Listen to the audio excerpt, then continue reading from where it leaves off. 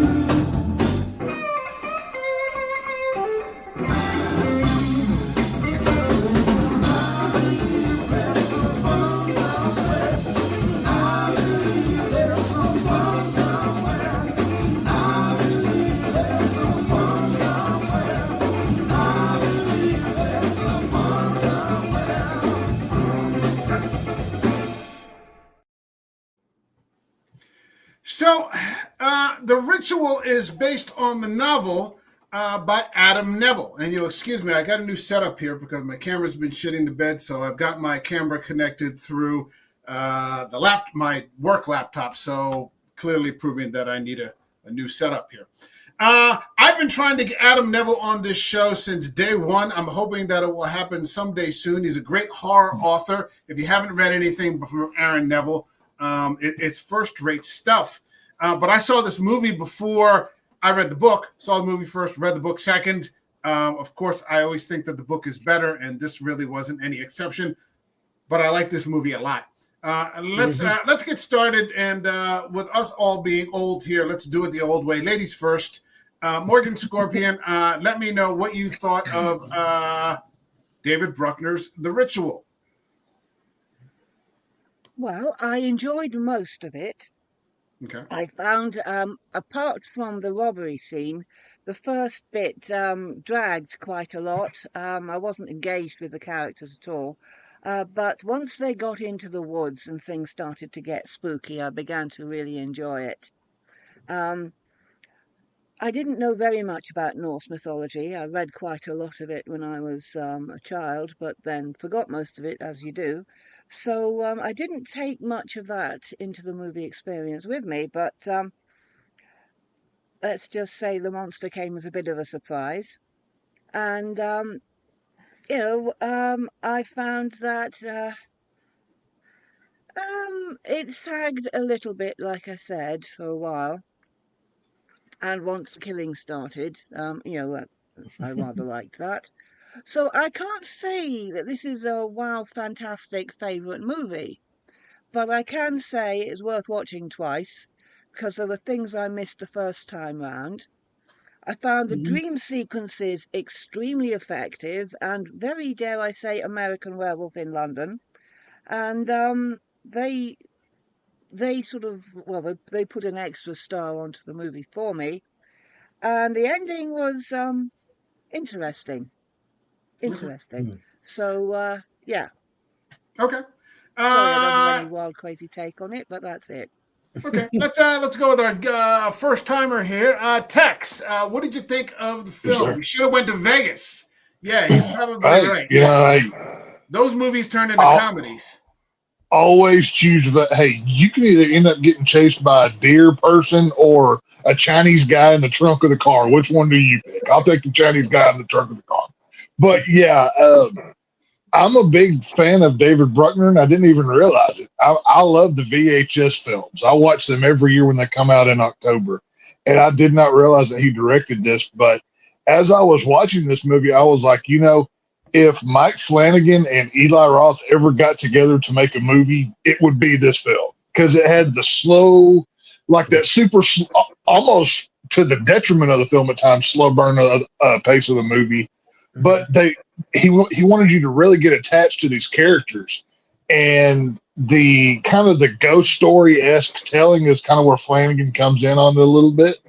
I do agree. There's times where this movie drags a bit, where I kind of caught myself checking my phone a little bit, where I'm like, okay, well, let's hurry up. I know where this is going. I've seen a cabin woods movie before, but overall, it was good. The ending I had issues with, but if I had to give a quick sentence on it, I'd say this is the male version of The Descent, and it's good in every way.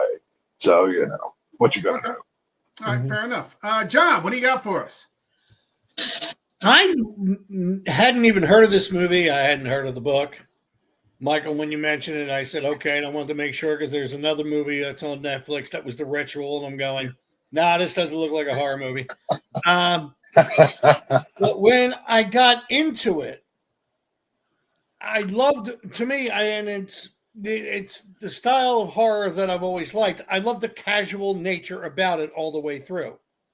Starting off with the conversation in the bar, and then going into everything kind of like it wasn't hyperactive. All of a sudden, you just turn around and see something, and it's like either in the blind side of the eye of the protagonist at the time and everything else, and all of a sudden you're going, "Oh shit!" as the audience member. And I loved that about this. I really did. Did I have some issues with it? One or two, but nothing.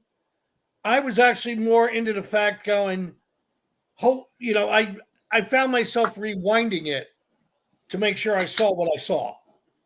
Normally I would just blow it up and go, all right, maybe I missed, I'll catch it. I found myself going, wait, what the hell was that? Type a lot in this movie. And it wasn't overacting. It was it was that even kill that I could actually believe that some of this would be my response to some of this stuff going on. It basically, I mean, you got elements of The Descent, you got elements of the Blair Witch Project, combined with some Norse mythology. I thought that it was really good. Now, I'll say this as a spoiler for the book. There is no initial scene in the liquor store. That doesn't happen. It's just four friends that are hiking, and then, everything just kind of goes wrong from there and basically follows the storyline. The chase scenes are much more detailed and elaborate in the book. So I would advise, if you can find a used copy on Amazon for $1 or something like that, order it because it's worthwhile. Worth buying new. Huh? It's worth buying new. It is. Well, I always believe in trying to give a used I'm an book a Adam home. Neville fan. I've read quite a few of his books. It saves people money. I think I always try to, even if it's something I like, I'll try to buy it used because otherwise it just sits there. I give a used book. I don't mind buying used DVDs. I don't mind buying used Blu-rays. I don't mind buying used, but I think I'd just like the author to get the full price. He already got it once. Somebody bought it. Past that, well, all right, whatever. I don't want to get hung up in Chinese finger cuffs here. But I thought it had great cinematography. I thought the shots inside the forest were just fantastic. Oh yeah. I thought the score that was from Mario Beltrami was fantastic. I love the fact that it was just four everyday guys who look like they work in an office. There are no heroes here. There's no one person that stands out. There's no A-list star that, this person's going to take the lead. I love the creature design. I thought the creature design was just fantastic. Yeah. And when he does that reveal where he just sort of extends himself all the way up, I'm like, oh my God, that's just beautiful. It's just beautiful. It looked like practical effects to me. Yeah. I wish that Netflix would actually do something where they'd have physical media release where you can get sort of behind the scenes and special features. Unfortunately, they don't seem to do that. But yeah, I loved it. Right. And it's a very basic story. You've got these sort of 4, 5, doughy sort of what seem to be college guys, college friends. Years later, now they're married, that have this sort of catastrophic event inside of a liquor store. 2 of them go in while it's being jacked. And the one guy who sort of becomes the star of the movie, or like sort of the focus of the main character, or at least the survivor, the final guy, if you want to call it that, sort of tucks tail and runs behind the aisle when he sees that. What did you guys think of that? Was it the common sense thing to do? Was he just a big, I want to spare my language for Julia, was he, what I'd probably say otherwise. Well, for lack of a better term, he had yellow painted down his backside. Yes. But yeah, no, that was cowardice on every level. You don't leave your boy hanging like that, even in the face of danger. Even if I'm probably going to the hospital, you take that trip. You don't hide, and there's nothing worse than cowardice in my book. But yeah, yeah, he pulled. But it's not. But it wasn't uncommon. I mean, there's as much as as much as I agree with you is that right and things like that, there would be a lot of people going, well, that's exactly probably what I would have done. Well, yeah, it makes it kind of relatable. No, I do agree with you on that point. In the world that we live in now, this softer kind of I'll just call 911 and hide, kind of world. That what we saw in this film is more likely than picking up that bottle and going upside somebody's head with that vodka bottle or whatever. But in a just and right situation, if my buddy had left me there hanging, I would have been beating his ass too. But that's just me. Probably, So. and rightfully and understandably so. All But right. I was just surprised over the fact that because a friend of mine, when I was talking to this about it, he said, "Well, dude," and I'm going to really show my age because the guy turned around and said, "Dude, not everybody's Chuck Norris," and I went, Right? Unfortunately not. you know, Unfortunately not. All right. Julia, what did you think? Because this takes place in the UK. Well, It starts I off in the understand that UK. a lot of people, sorry, I understand that a lot of people would despise this man for being a coward, but I don't think he could have done anything. He's dealing with a couple of psychos, one of them a lot more psycho than the other. He's not, like you say, he's not Chuck Norris. He's not a warrior. He's an office worker, or at least that's how it seems to be set up. What could he reasonably do that could possibly help or could have possibly de-escalated the situation? He would have ended up possibly provoking more violence sooner mm-hmm, and being unarmed. Well, he had the bottle, I suppose. He could tried throwing the bottle. That might have worked. I don't know. true, Um, Smash that bottle and start slicing. yeah, well, yes, but like we said, he's an office exactly. worker. He's not street. He's not a warrior. Mm. He's not ex-marine. What could he reasonably have done that could have helped? I don't think so. I think So if he'd come out, there'd be 2 dead bodies on the we floor. have. All right. So it's cowardice, but people can empathize. Okay. That sets up a tone for the early part of the film, at least, where they end up going on this hiking trip, which was his plan of what they wanted to do on their next vacation, because this Right. group of guys, they take vacations together. They end up like in Sweden or, on the border of Norway. And they're just, I never understood hiking. Like I understand hiking for like a day trip or something like that. But the past that it's never been of interest to me. I've done it a couple of times. It's just not one of my favorite things to do.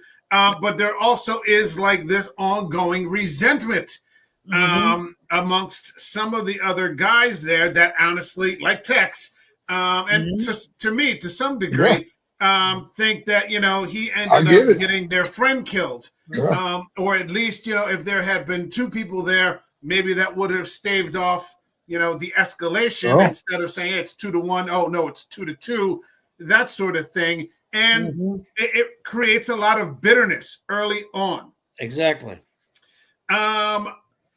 What happens after that? Well, I mean, the one pudgy guy, I guess Dom, ends up torquing his knee. Yeah, none of these guys are cut out for this. No. None of these guys, these guys aren't cut out for Vegas trips. These guys aren't cut out for going on beach trips. Yeah. These guys aren't cut out for hanging in the pub. They're not, made to go through these ancient Nordic lands. Right. Go ahead.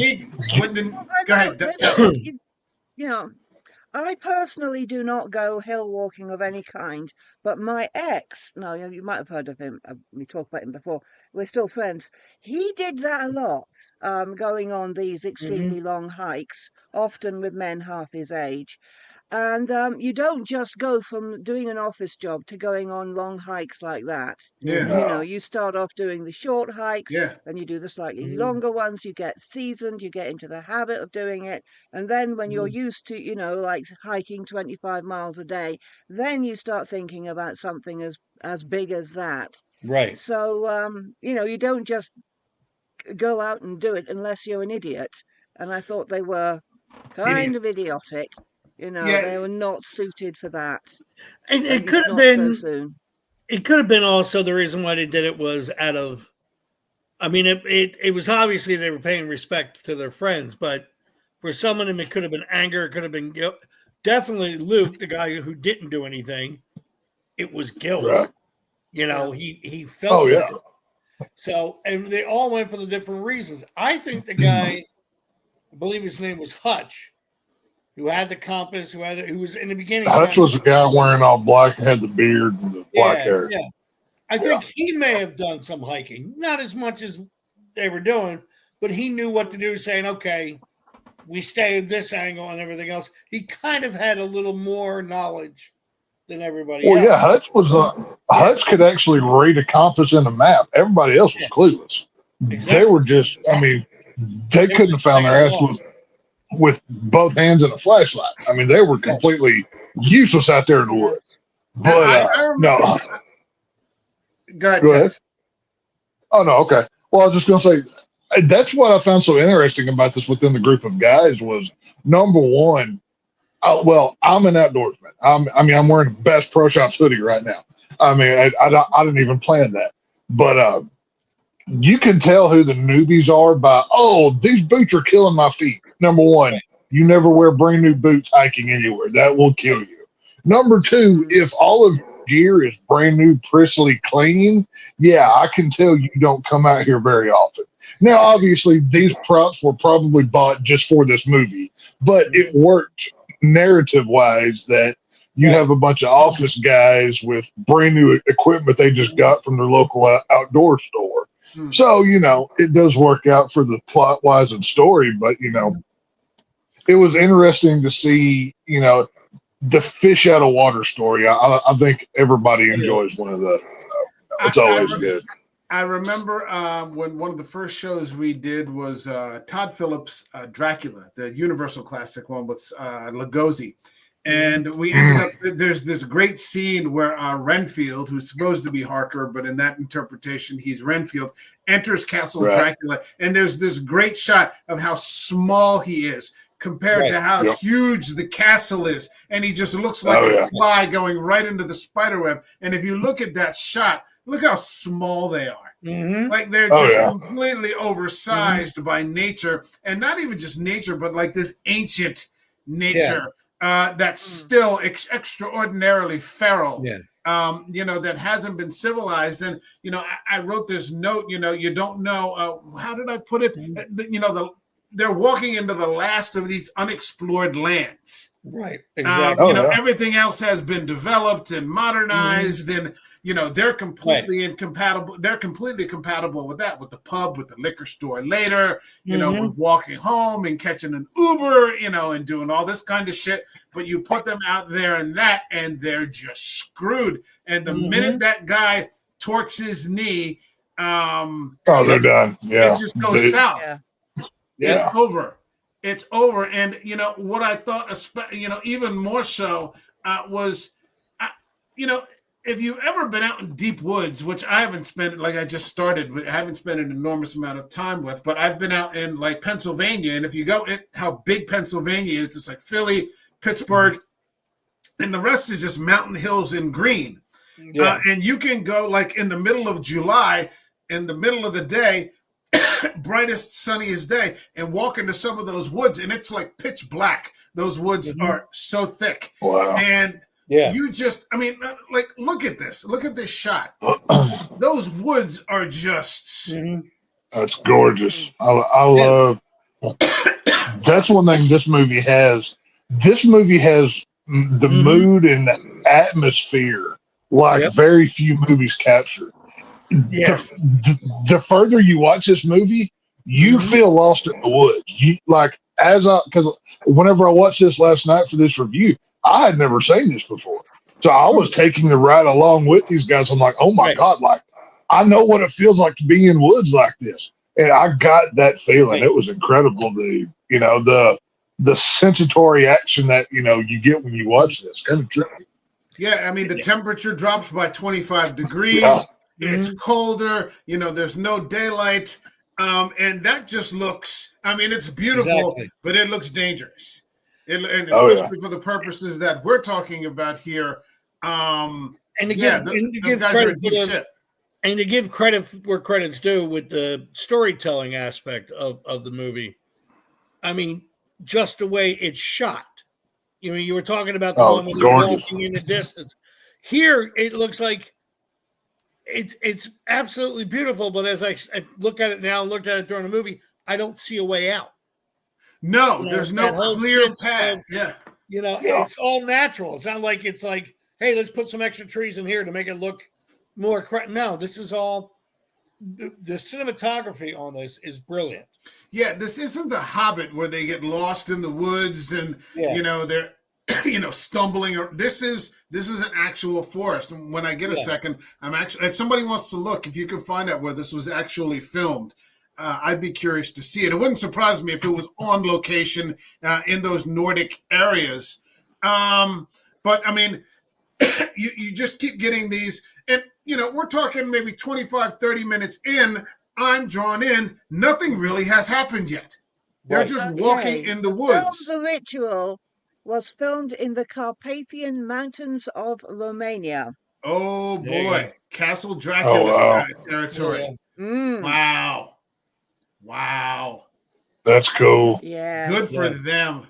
Good for them. That's awesome. Definitely. Yeah, I would spend the time to go hiking in that. I'd be the first one to die, but yeah, you better go. Yeah, that'd be a way to go. Yeah. I would hike in the Carpathian Mountains just to say that I hiked in the Carpathian Mountains. Yeah, but that would be something. I'd like to trip there by helicopter with a quick lift back by helicopter. Give me like 10 minutes. Once again, being smarter than the guys in the room. But didn't they have GPS back then? Didn't they have GPS? Couldn't they have phoned for some rescue service to come and get them? Or? Well, if you're gonna go that way, did they have a signal? Well, are you talking about the guys in the movie? Yeah, the movie. They didn't have one with them. Yeah, no.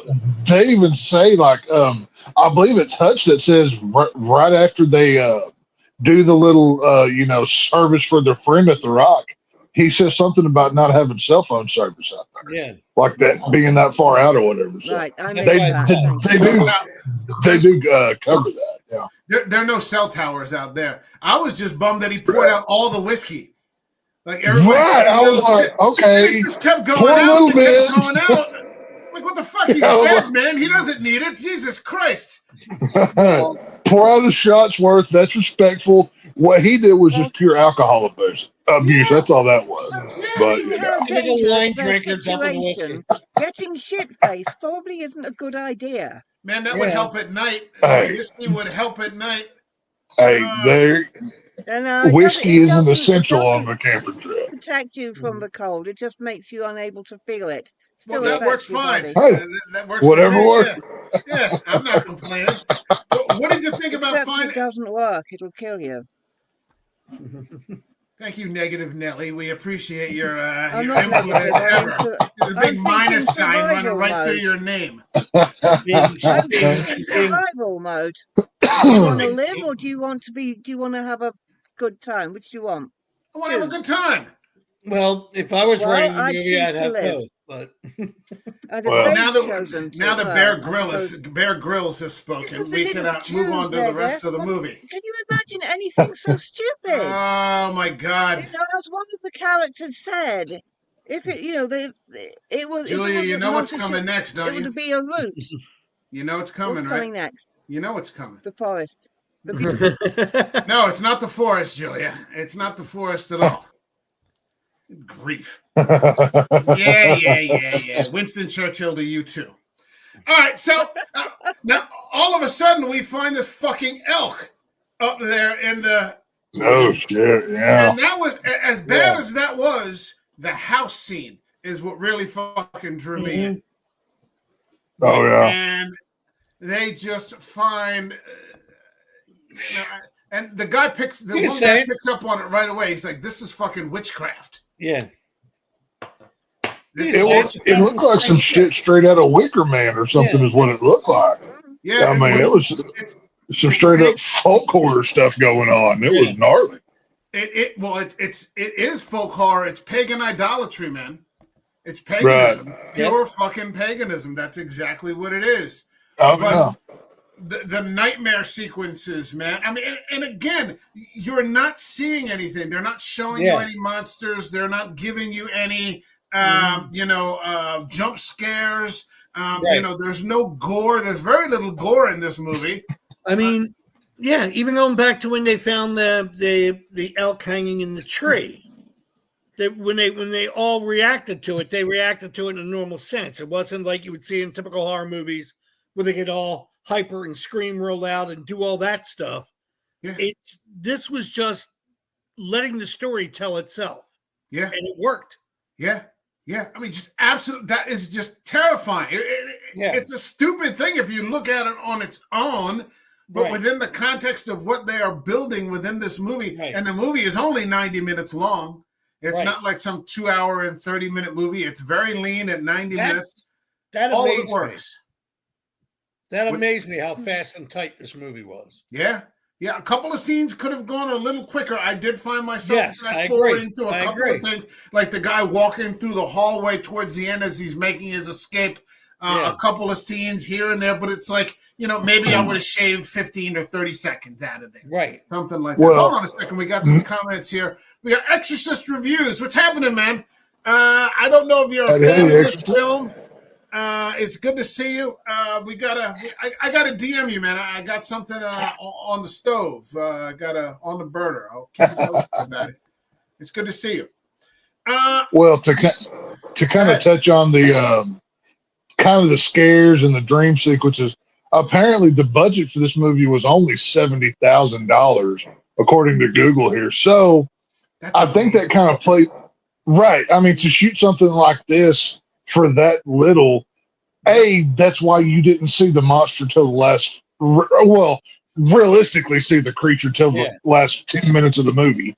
But look at Alien, Jaws. Look at every Roger Corman monster movie that he ever made.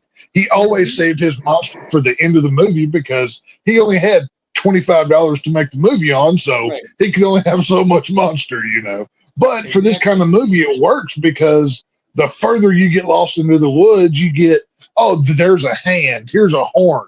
Oh, it kind of looks like a tree. Did I see it? Did I not see it? That was the beauty of this movie. Yeah. That's exactly. When the one scene when you realized it was a hand on the side of the tree, I was just because it was right in front of you, and then all of a sudden it was a slight movement. Right.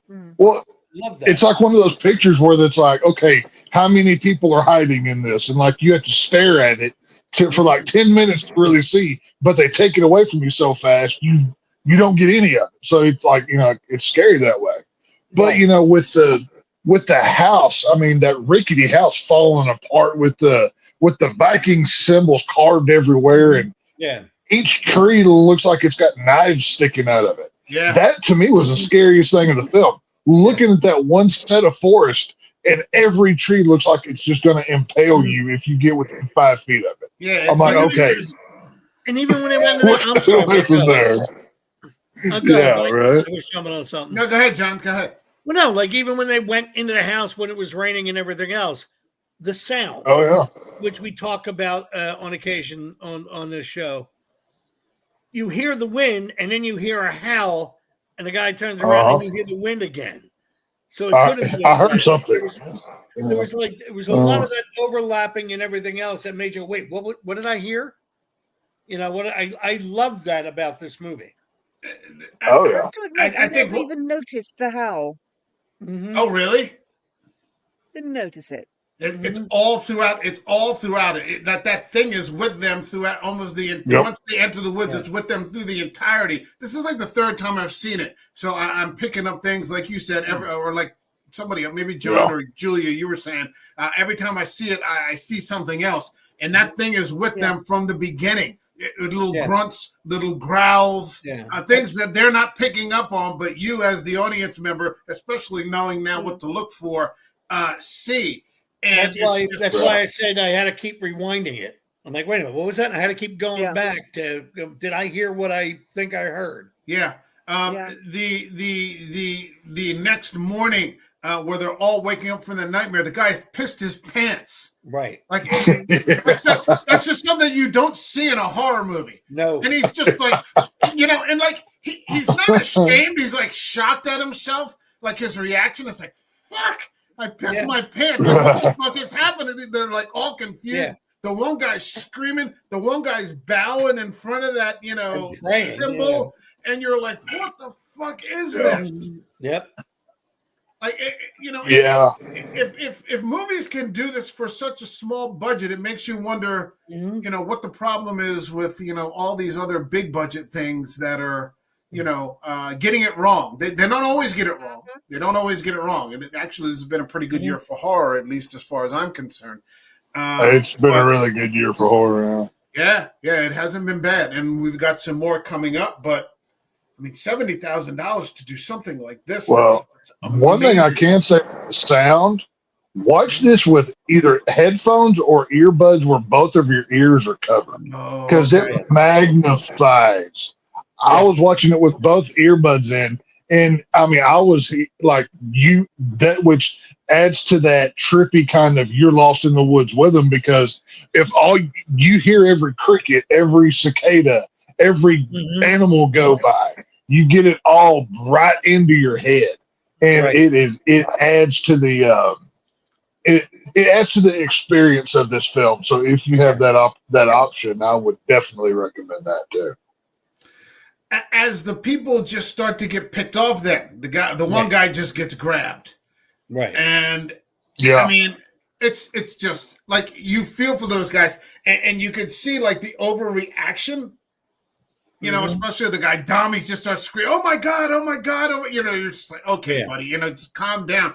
But I mean, you know, you think about it again; these guys are just fucking paper pushers, probably, you know, or something like that. And yeah, I thought it was funny in that scene where Hutch was grabbed. Yeah, it's based on the book. Mike showed it, and when Hutch was grabbed, and when Luke went running after him, and it was the other two who were kind of accusing Luke of being a coward in the liquor store, saying, "No, we got to wait till the light comes up." yeah. You know, Yeah, the roles reverse. Yeah. The roles reverse, and it doesn't seem like Luke is trying to do anything to make up for anything. It's just, you know, in this particular situation, he kind of is rising to the occasion, or trying to, amongst a bunch of other people that are just losing their shit. Right. And there was my biggest issue with the movie was, okay, you're this tight knit group of 5 friends, 5 buddies, right? I know they touched on it in this film, and maybe it was just because they didn't have time to expand upon that part of the story. But the biggest downfall of this movie is they talk about the friends confronting Luke for being, you know, not being there for their friend, but they just kind of drop it and move on. And it's like, okay, now the only thing that exists in this movie is run from the creature. Like, I would have really liked to have seen a deeper, like, give me one explosive scene where every one of them is just yelling and going at one another, not just Luke and Dom. To me, him hitting him in the nose real quick and then getting over with, it happened too quickly. You know what I'm saying? Like, yeah, but you that also should have happened a couple times. So you also had Hutch, though, who said, "I don't care what anybody else says. I don't think you're, you know, I don't think you're wrong." That means the other two have been talking. You know, yeah, that's what I'm saying. I would have liked to have seen more of that with it. Now, in the book that Werewolf has, it probably has more of that in there. They probably dive more into that part of the story. Here's the thing. Now, here's the thing. Like I said, in the book, there is no robbery scene. Yeah. So they're not out there. Okay. They're not out there to, you know, commemorate a friend. They're just 4 friends. The personalities are very similar, you know, pretty much who they are, but there's no other external rationale for them being out there other than they've decided to go on this hiking trip that they're completely overmatched for. So there's no resentments. There's no, Dom is still a, you know, pain in the ass, you know, who's always crying about everything, you know, and, you know, you have all these, you know, the Hutch character and the Luke character, you know, and all these other guys. I mean, they just, I think once, at least in terms of the film, once the shit really starts to hit the fan, all the bullshit, like, just kind of goes away. Like, no one has time for resentments because you're about to be fucking eaten. You know, so it doesn't become like even like every man for himself. It becomes like, yeah, we got to fucking stick together here because even 4 of us, and then there's 3 of us, and then there's 2 of us, And then you you're know, alone. you start to realize what's really important. Right. So I wish that if I had now obviously hindsight is 2020, but if I had the opportunity to redo this story, I would integrate that cowardice storyline more into as the friends are being picked off, but have the creature possess the friends more and mess with Luke more. Whether it's a dream or it's in reality. I think you can play with both elements at the same time and increase all ships here. Okay, But good. You know what I mean? No, I was done. I got a question, and then I got an observation. Is one, and I'll go around to each of you. Would the movie be better without the robbery scene, and more strictly adherent to the book? No, and that's a question. No. So I'll go around to everybody. But two, the difference between this and that movie, The Descent, that I think Tex brought up, is that at the end, there was still an opportunity for those women to be petty with each other, because that one chick just hamstrings that other chick at the end of the movie that was sleeping with her husband and just leaves her to die out there. So, it's just like, oh, okay, yeah, that's fucking accurate. But Tex, and then we'll go to John, and then we'll go to Julia. Would this movie be improved by keeping it closer to the book with no robbery and just keeping it a straight hiking story? No, I think the film needs that to tie it together. That's the pivot point for the majority of this story. Otherwise, it's just another group of friends lost in the woods movie. Like, this origin gives it a differential basis to, that way if you're talking about it with somebody, they can pick it out. It's not just generic horror movie in the woods. Okay. All right. John, what did you think? Which one would you prefer? I actually not reading the book, so it would be fair to compare to it. But I honestly think if they didn't have this in the beginning, this would be just, hey, look, it's Friday the 13th in Transylvania. It's just a bunch of guys, camping, and there's a creature. Okay. This added a little more backstory and depth. All right. Julia, what do you got? What do you think? Well, for me, the robbery scene near the beginning was essential for the enjoyment of the movie. Okay. Because the thing that elevated this movie for me were the dream sequences in which and the hallucination sequences in which they fuse the liquor store. We call it an off license or an offie here in the UK. Is that that is essential to get the dream sequences and the hallucination sequences, and it was those that really sent me. Those are the ones that got my blood racing. The monster in the woods didn't actually do much for me. So there you go. But so yes, I think the robbery scene at the beginning is absolutely essential. So, I mean, two of them get picked off, and then they stumble into the camp. Mm-hmm. What did you think of that? I mean, I think in the book, so we understand, I think it's a bunch of like metal kids that are out there that like they aren't. Well, and they're the sort of the caretakers. They've stumbled into this caretaking thing. Mm-hmm. The first time I got it, I wasn't into it all that much. I was just looking for clarification of what the monster was. Now seeing it the third time, it's pretty horrific. Mm-hmm. Well, the thing with the Village of People to me is a very interesting concept that did not get nearly enough time to be impactful for me. Right. I mean, you're introducing like 20 people all at once, and like 2 of them say anything. The rest of them, oh, it's scary hill people, ooh, kind of thing.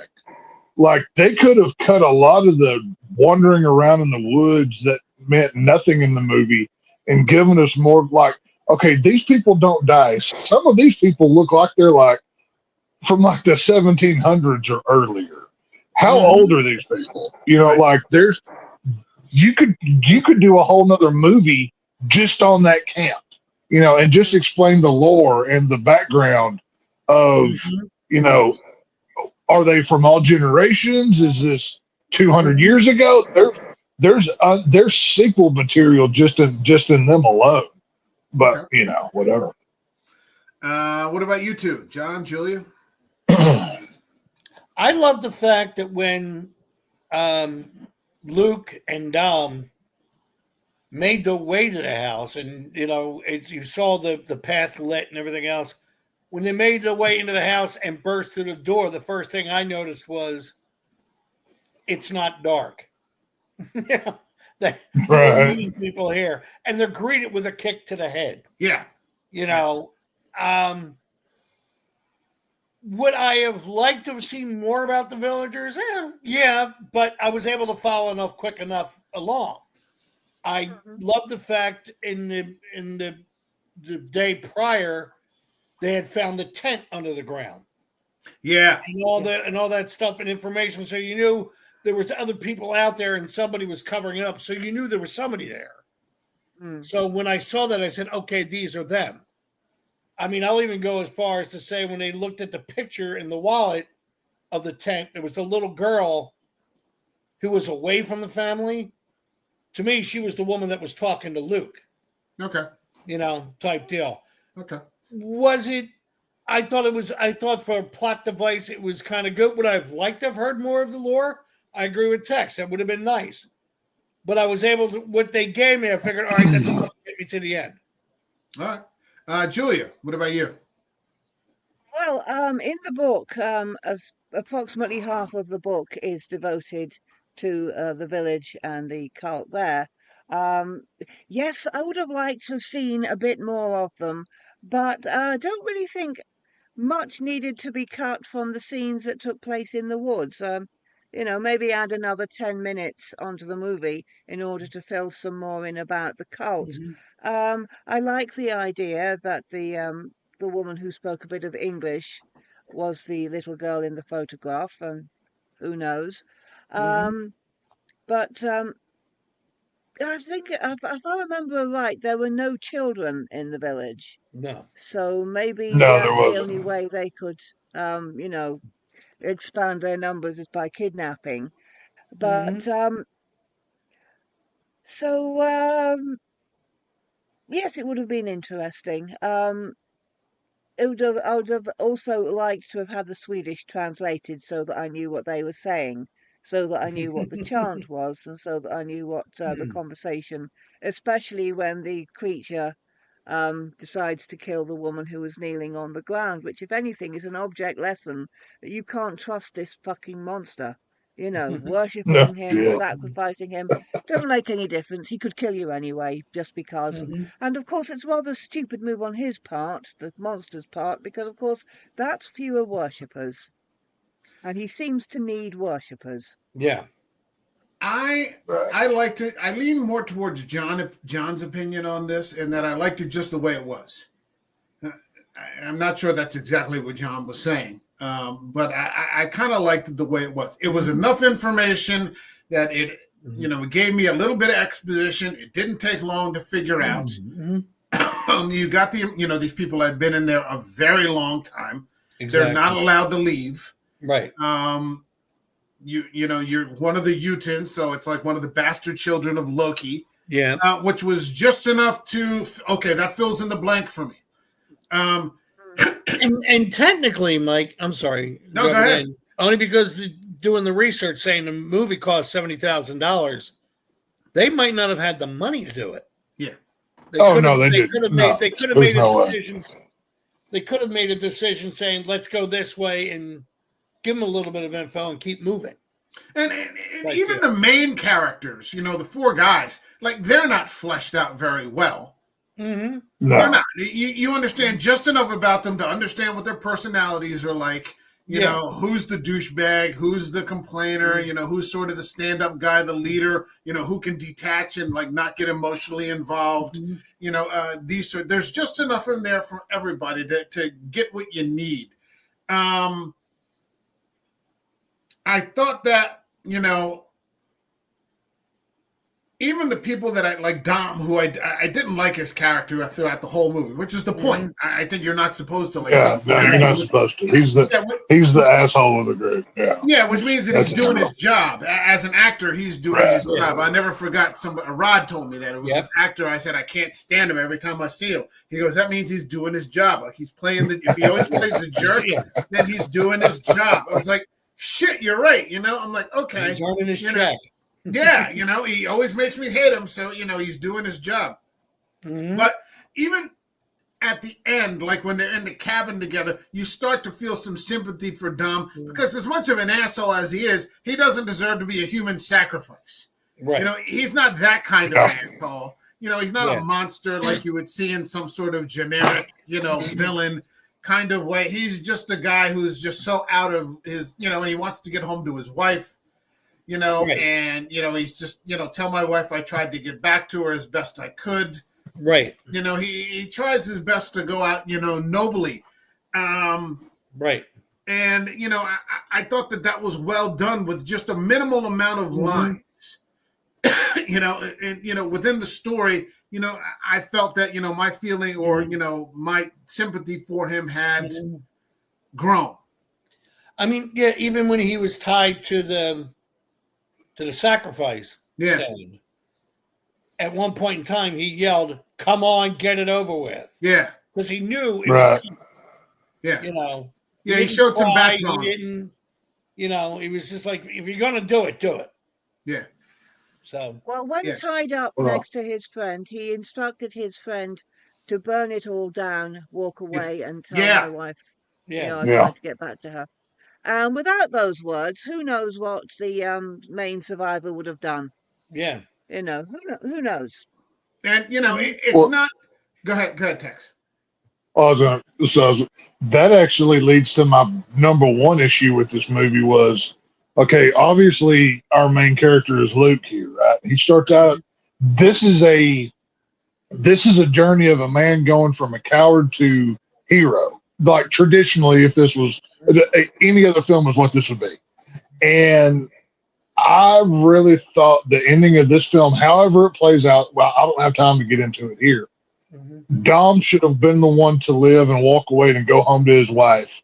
Luke should have made the ultimate sacrifice because he watched his friend die in the beginning. Then he gives his life, does the honorable thing in the situation, and lays down his life so he can go home to his wife to touch back onto the scene of, well, I'm not gonna have to tell her, you will, or whatever he says to Dom in that cabin room. Luke should have been the one to lay down his life to redeem himself fully and completely instead of just screaming in the woods at the end. To me, that would have been a better ending. But I would have even gone. Dom could have made it back to civilization because he can barely walk. Right? Yeah.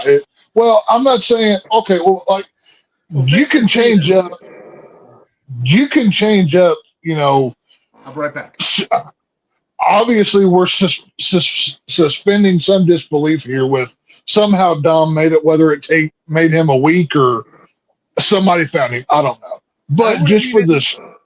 I would have even gone with it, if you're going with a text, I would have even gone with the fact that if at the end of the movie, Luke saves Dom and they both get out of the forest together. Or that, and either way it would have worked. I never disliked him.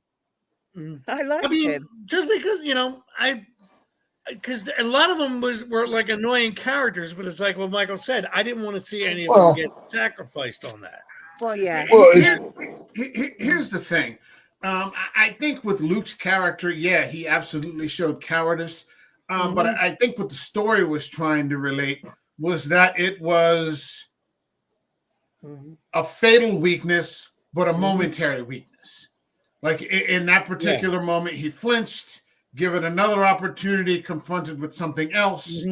It's not necessarily his character trait, but certainly a huge failure and, a fatal error on his part at the start, allowing him the opportunity without thinking to have another crack at it in a worse situation in which, as best he can, he rises to the occasion. by that measure, I almost would have preferred if one of the other, like Hutch. I would have preferred if Hutch had made it over Dom. Hutch was my favorite character in the whole movie. I liked that guy. Yeah. He was cool. I liked him. He was reasonably competent. He was doing his best to keep everybody together, but that monster just seemed to pick off the strongest first. He's a predator. So, going to pick off the strongest first and then just sort of, go as we go. You've seen this movie 3 times, Werewolf, so maybe you could educate me on this. Luke breaks his thumb to get out of those cuffs as he's shackled up, right? Mm-hmm. Correct. After he breaks that thumb, like 5 minutes later, the movie forgets about it, and he's handling shotguns like it's nothing. Yeah, what are your thoughts on that? Yeah, I mean, they've sort of skipped over that injury. He's chambering rounds. That's one of the things, like I said in the beginning, there were some points in the movie that I was like going, okay. That was one of them. I don't know, man. Even with if I saw this fucking thing hanging outside, even with a broken thumb, I might, be able to fucking. I'm not saying that you don't shoot at it. I'm just saying for story's sake, they should have had him struggle a little bit with that hand. Like that's the little things in movies that bother me. But let me ask you. I'm sorry. No. Let's go. What did you think of the creature? Oh, I love the creature. I love the design. I'm always down for some sort of cryptid looking, whether it's Bigfoot or Cthulhu, whatever it may be. The Mothman, I'm down with all that stuff, and I liked how they mixed the wildlife with the human. I thought that was cool how they did that. I liked it. Julia, what'd you think? I thought it looked a bit silly. I thought it looked a bit silly. End of. Okay. John. All right, Julia, this is one of the few times I'm going to disagree with you because I didn't think it looked silly. I was actually surprised the way it looked because I knew a little bit of like Norse mythology and whatever else, and anything like even Greek mythology and things like that, where gods supposedly procreate with humans. They always look like humans and beautiful. This was like, no, it looked like a combination of, everything that was mixed and brought out. This looked more something like a Lovecraft creature. And I loved it when, during the fight towards the end, when it stood on its hind legs, that was beautiful. Stretched. I was going, holy shit! This would scare me. I wasn't laughing at it. I was more terrified of it. It was supposed to look like an amalgamation of everything, and I thought it worked. All right, there was one point in time I looked at it and thought it was like a variation of that movie Centipede, but but later on, Human Centipede. Yeah. But later on, I saw it, I was going, this is actually something that it was supposed to look like. Yeah. I thought if it looked too clean, it would have actually bothered me. Well, the creature worked best because they kept it in shadow too. Oh yeah. If they had blown it up and put it in bright daylight, it wouldn't have been as scary. I mean, I'll reference the original Alien. Half of what makes the xenomorph so frightening is you hear them and you see a little bit of them, but there's a lot more back there. Yeah, that's what the darkness works that way. That's what I liked about in a few scenes before that, where they were climbing up the mountain. All of a sudden, you see it move. Mm-hmm. I loved that because it was just like, holy shit! It was right in front of you, and then all of a sudden it moves, and it looks like, for lack of a better term, an elk. Just walking toward one, but it was like, holy shit. Hold on a second. We've got Eric from Hey Internet. Eric here. We're telling him, man, I've heard nothing but great things about the little talk about this film I've seen. Mm-hmm. Yeah, nothing but great. It's a fantastic. Eric, I was going to say, it's a good one. It genuinely made me sad you couldn't have made this one because this was, for some of the other, you could have skipped some of the others, but made this one. This was worth talking about. He's trying to replace me, Eric, is what he's doing. He wants yeah. Next week.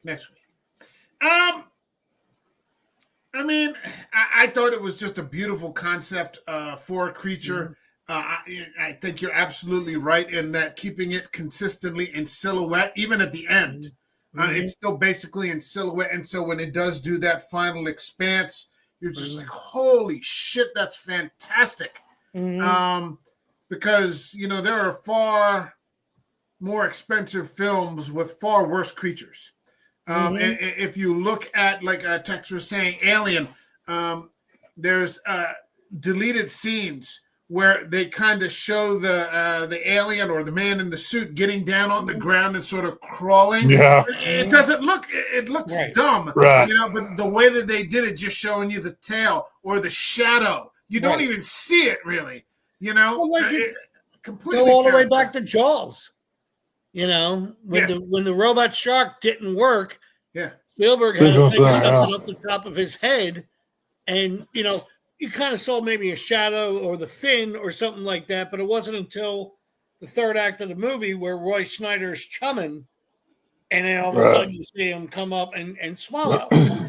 And that's still, I mean, I just saw that movie last summer. They had it for July 4th weekend. They were doing a retro film of it. And I was in a movie theater with about 90 people, like 10 o'clock in the morning, watching it, and they all jumped at that scene. And these are people that were my age who saw it in the movie theater when I was 10. You know, I mean, and they knew it was coming, and you still jumped. I went to see one of the. I saw Jaws for the 40th anniversary. And I obviously, you know, I was too young back then to have seen it on the big screen. That was my first time seeing it on the big screen. It was fantastic. It was fantastic. It's a good movie. So I mean, Luke is the final survivor, you know, and that's his. I thought it was one of the things I also liked about this, and you know, now that we're at the end of it, was the fact that it couldn't leave the forest. Yeah. It's trapped in there. I disagree with what Julia says, though, that it needs worshipers. I think it prefers to have worshipers. I don't think it really needs much of anything, as long as it's in the food. So, you know, as long as there's some sort of food in there. You know, this thing has survived for countless thousands of years. And I also loved, and we didn't get into it, the attic scene where he lights those people that have shriveled up. That they're so old, and you know they've been around for countless thousands of years. They've shrunken into almost like dolls. And he just lights them all on fucking fire, which was completely the right move. From their point of view, imagine Quite that, possibly spending thousands of years in a smelly old attic, sitting there gazing at other shriveled people. Awful way to live. Hey. Well, the fact that the monster straight up kills one of its worshippers just for no reason shows that the creature doesn't need them. If that creature needed that follower to love or worship or praise it for its power, it would have kept her alive. But he just kills her. He just, you know, off with your head, be done with you kind of thing. There's also a scene in there. I don't know if anybody caught this, where it actually speaks in the ancient tongue. It like hisses. I don't think I heard that. Yeah, when he first storms out, Let's go back and watch after it the again. building lights on fire, the three that are remaining fall. Somebody Swedish. Fall down. Because I'd love to know what they said. Well, I don't know about that, but it actually speaks an older language. That's not Swedish. It hisses something at them, and like they utter like this response, and then that's when he starts killing everybody. He kills the leftovers. Oh wow! Could have been genuine Norse. You know, it could have been. It could have been. Because there was a doing research for the movie. I checked a couple of YouTube channels, and there was a guy, and he admitted it that it was. I was learning how to read Ruin from Wikipedia. But he was saying, looking at some of the carvings on the trees, especially when they came out after the first night in the cabin, and you're looking at some of the runes, he was trying to explain with what he knew what they were saying about you are here, you are mine, or you are whatever. It was certain terms that they were actually, it wasn't just like they were doing simple or horrific style of symbols to scare you in Right. the movie. They were still actually, if you knew what you were reading, you were like, oh shit, that's something there. So no, Mike, you're right. I didn't hear that whisper, but now that it's there, I'll I'm have to like, go back oh, and watch that yeah, again. It's only about 3 seconds. You know, they fall on the ground after he burns the house, You know what? and I guess he's like, "What the fuck?" You know, You know what he said? what the fuck? And, you know, Yeah, that's what it was, Mike. Norse. It was Swedish saying, what the Yeah. fuck? What the fuck, man? You know, I leave you people alone to go get a pizza and look. look, you know, I've been going for 5 fucking minutes. I'd be saying much worse of it if I saw a gigantic elk person, 20 foot tall chasing me. Yeah, I'm going to be saying all kinds of things. But yeah, I get it. I believe the first term that will come out of my mouth is shit. Yeah. Shit! Yeah. As I start running. And that will be right after I shit my pants. But, I'm going to need new britches afterwards. But, first you say it, then you do it. I believe it's the term. All right. Is there any aspect of this film that we have not discussed that anyone would like to touch upon, get into? I'd like to mention, Go ahead, Julie. if I may, the Jotun, children of Loki. They're often, when you hear about trolls are Jotun, children of Loki. Can't remember who Loki had them with. I know Loki spread it about a bit, as the gods tend to do. Though most of the Norse gods weren't quite that bad, but they come in all shapes and sizes. That the wolf Fenrir that eats the moon at the time of Ragnarok is a Jotun, and the snake that gnaws at the root of the world tree, that's one of them. That they're often human and quite attractive, or they can be repulsive. They can have several heads. Exactly. And if you have an idea in your head of what a troll would look like, they can be trolls. So, it sounds like a very interesting thing to get into. And maybe more movies based on them would be a good idea. We could have Scandinavian Gothic This brings me back to what I was saying. as a film genre. Well, we can hope. I just want to also mention that there's a sequel being made, which should be released next year, I think. Of this movie? Oh, wow. Ritual 2, yes. There's an official trailer has just dropped, and it's on Facebook, and I haven't seen it yet. It's going to be a bunch of high school kids and a nun. They've changed the sex of the main protagonist, so there you go. Yeah, I'm not sure I'm enthusiastic about a sequel. I think that the reason it's the same director, and Rafe Spall, who's the son of Timothy Spall, I hope you've heard of him, is going to reprise the role, which interesting. Should also like to mention that Dom is played by a guy called Sam Troughton, who is the grandson of Patrick Troughton, the second Doctor Who. So we've got some big names tenuously connected to this film. I'm not enthusiastic about a sequel for this, and I'll tell you why. Because the source material is based on a really solid book. Right.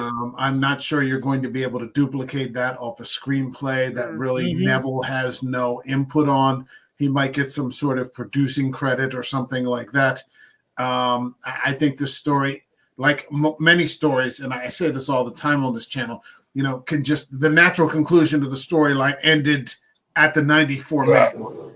It ended at the 94 minute mark. There's no reason to go back there. And do this again, except, hey, how can we capitalize on this success and make a shittier copy of what we've already made, which is that's horror in a nutshell. That's horror. It's with any movie. They throw more money at it and they think it'll make it better. Well, the only way it's going to make any money is if it got a theatrical release. Going right to Netflix streaming, it's not going to get any theatrical dollars. Well, let me go back to what I was saying at the get-go. I think, if you're looking for a real expansion of, or a story that expands into Norse mythology, get on Zack Snyder's Twilight of the Gods. Right. His interpretation of Loki and Thor and Odin is just breathtaking. And it's like watching it's like watching a 4 or 5 hour movie on the gods. And it's just it's fantastic. It's fantastic. And I wish that, like I said, like this movie, I wish I could find a Blu-ray of it, and maybe I'll see if there's something on eBay or something like that. But yeah, I mean, just fantastic. All right. Any other aspects that people want to get into? Sound. I think the sound in this movie helped also set the atmosphere. Okay. Because a lot of this 100%. A lot of it is like when they came around and saw the elk in the tree the first time. Right. There would have been other movies where they had would have like a yeah. There was none of that. When the one dream sequence with the drug user called Luke a coward, he didn't say it clear. It was with a whisper, and it came out like a hiss. I mean, there were things like that that were really just added to either the tension or the depth of his, all right, like for a better term, PSTD, or guilt, survivor's guilt, and that I don't think I thought was wonderfully done, and I think it should be acknowledged, and for anybody when they're watching this, because like what Tex was saying, when you have the earphones on, that it's a lot easier if you have them. That's you can almost feel it as you're hearing it in your head. It's trippy. I had my little earbuds from Apple that I was using on to hear it. That's why I think I kept going back, because I didn't have those. But that's the first thing I said. I'm like, I got to invest in some of those earphones, because when I eventually was picking it up and hearing it, I'm going, this stuff is amazing, and it made me want to go back and listen to it. So yeah, I think the sound quality of this is something that should be highlighted and appreciated. Well, the one thing for me that one of my favorite things about this film, it's like this is a blend of the slow burn Eli Roth with the kind of haunted ghost story of like a Mike Flanagan. But the third thing that really brings it over the top is when you're on the guys in the woods, it kind of flips into like a found footage, like Werewolf was talking about, like a Blair Witch kind of thing, where the POV camera view is almost it's like it's the fifth friend out there with them. The dramatic camera turns, the way that it works, you get a lot of over the shoulder of different characters, so you're living through POV, which a lot of horror films don't do anymore these days. And I really appreciated how I could see a movie like this being made through like virtual reality glasses. Could you imagine watching this and it's right here in front of your face? Like that could be a cool experience. That's something that I liked about this, that you could feel this kind of movie, and we don't get much of those these days. It's generic cash grab garbage for a few bucks, and then they're done. So I dug it. All right. Let's get to the part in the stream where we rate the film. This channel has a rating system that goes from 0 to 5 up by halves. So 0, 0.5, 1, 1.5, all the way to 5. So 0, for example, would be, I'd rather have a complete stranger sneeze on me than watch this movie again, all the way to 5, which is, this is the journey, this is the destination, this is why I watch films in the first place. Tex, what would you give David Bruckner's The Ritual? Oh, I could very easily give this a solid 3.5 for me. I love the cinematography. I love the sound. My minor issues with it would be the ending and kind of not having Luke kind of go the full way with the hero's journey by saving one of his friends or something. But yeah, I think a 3.5 is a fair grade for this film. I like this. All right. John, what do you got? I'm giving it a 4. Okay. Only because I agree with a lot of the stuff that Tex has said. There were a couple of flaws here and there. I'm sorry, broken thumb will still stick with me. That yes, thank you. That will stick with me on that one. But it was enough that it made me want to make sure I heard what I heard and saw what I saw. Mm-hmm. You know, if it was of less quality, I would have just like kind of rolled it off and said, "Yeah, it's okay." This made me to the point that I'm sitting there thinking about I might watch it again, if not tonight, tomorrow, just to make sure I enjoy it again, because it surprised me. I knew nothing about it and didn't hear it. When I heard it came out in 2017, I was like, wait, what? It's been that long, and and people that I know who do this all the time talk about it. I loved it. Was it perfect? No. But it swung for the fences. Okay. Julia, what do you got? Well, I'm not sure whether to give it a 3.5 or a 4. To me, the dream hallucination sequences were what made this film so watchable.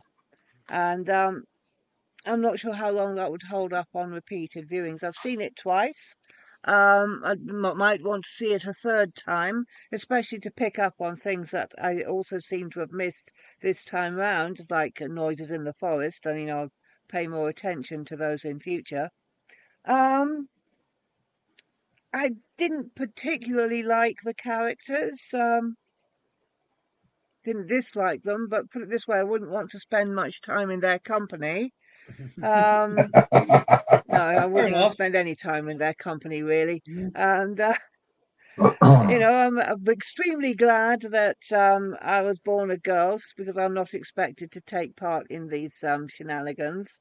I can sit in a cafe and drink coffee and get Hey, texts from my it boyfriend is who's asking about his 2024. We have hiking equal adventures. right. If I have to fight the bad guys, so do Equal. you, by God.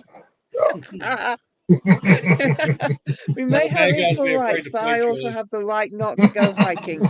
So, having There said you go. that, I did like walking when I was. I'm a bit disabled, so I can't go on long walks through the city. I did love going on long walks through the city. I'm a city girl. I live in London. Moved to London a long time ago, and so yeah. But hiking in the wilderness, not for me. And there's no pressure on me or expectations on me to do such a thing. Um, I've kind of lost track of the original question now. Julia, what Um, score are you giving the movie now that it's a Saturday morning? Okay. You better give it a 4. My day off, I'm gonna Julia. stick. Okay, I'm we've been gonna waiting stick with since three and a Wednesday. half. I'm going to stick with 3.5, and strongly recommend that people read Adam Neville's books because he's written some blinders. And according to Julia, don't buy any used copies. You got to buy it brand new. You Have Give to can him buy buy a it used new. copies if you want. Just If think of the author and think if of the it's not author wrapped in sometimes. cellophane, it's garbage. It must be new. Yeah, that's the rule.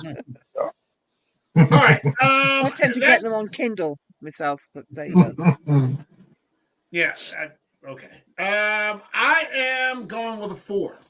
I have nothing. I have no complaints about this. I have no complaints about this movie. There are a couple of scenes that, like, you could have edited 20 seconds out. I like him walking through the house when he's trying to escape. Like, okay, just get through that. I like the characters, not in the sense that I like them, but I mean, I knew just enough about them to be invested.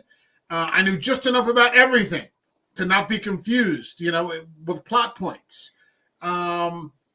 Is it cinema? No. Is it top tier entertainment? Yes, absolutely. Low budget, great creature, original story, or a variation on the theme of an original variation on the theme. For the Blair Witch of The Descent or The Hills Have Eyes, or that kind of stuff. But in a different way, that I definitely enjoyed.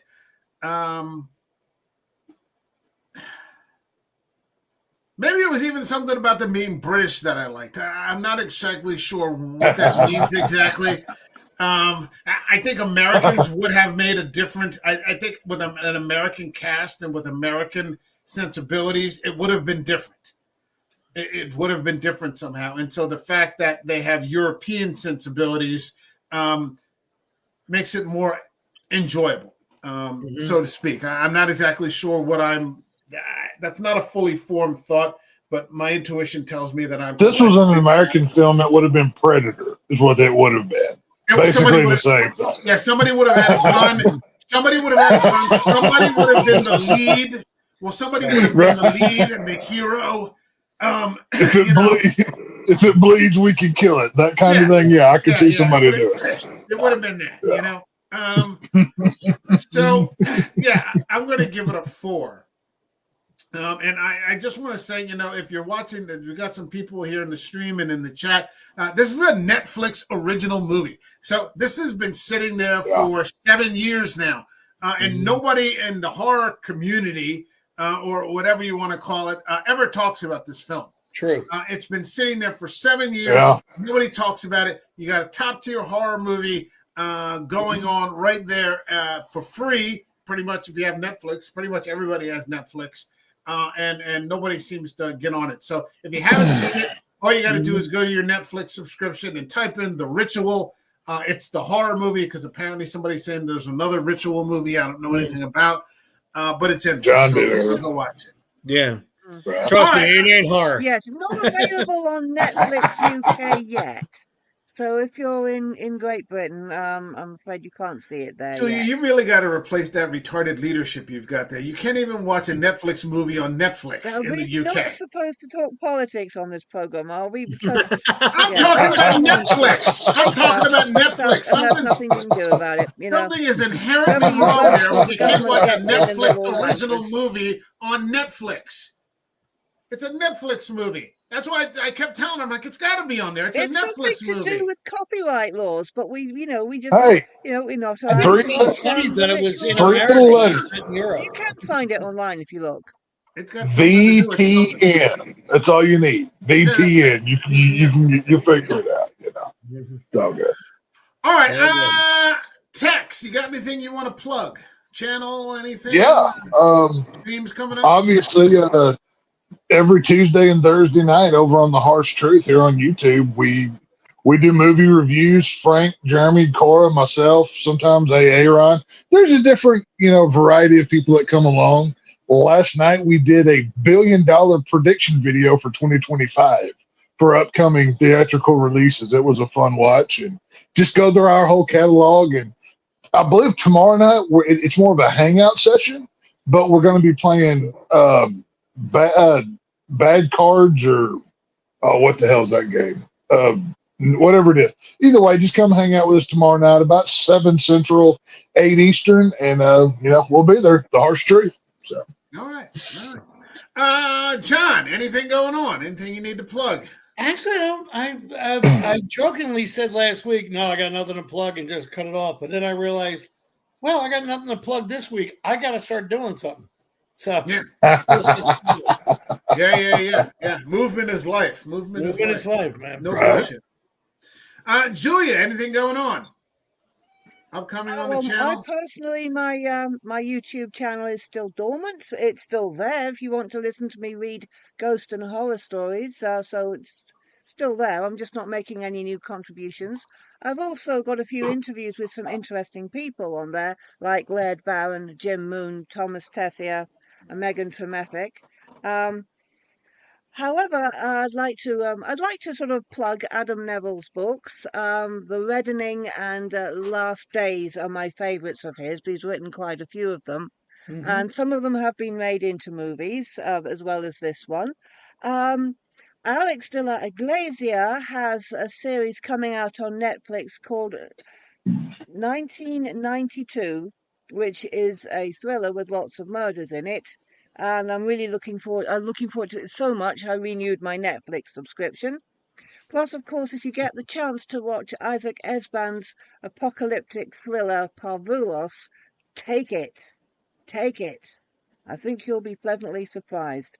And actually, I think you might be scared out of your wits because he's bloody good at that sort of thing.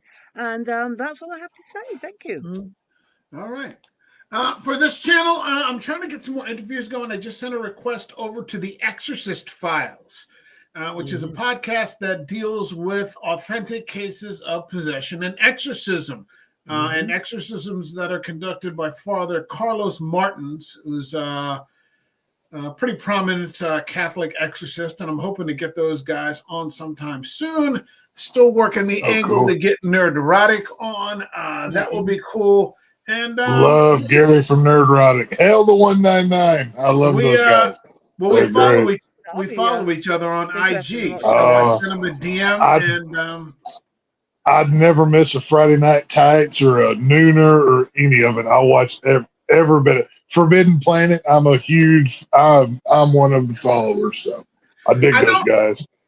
I dig him. I don't agree with everything he has to say, so that's some of the stuff I'd like to talk about. So hopefully that will happen before too long. But those guys are super busy. Like they're hosting their own conventions. They're huge. Yeah. Them and Geeks and Gamers have blown the fuck up, dude. They are everywhere.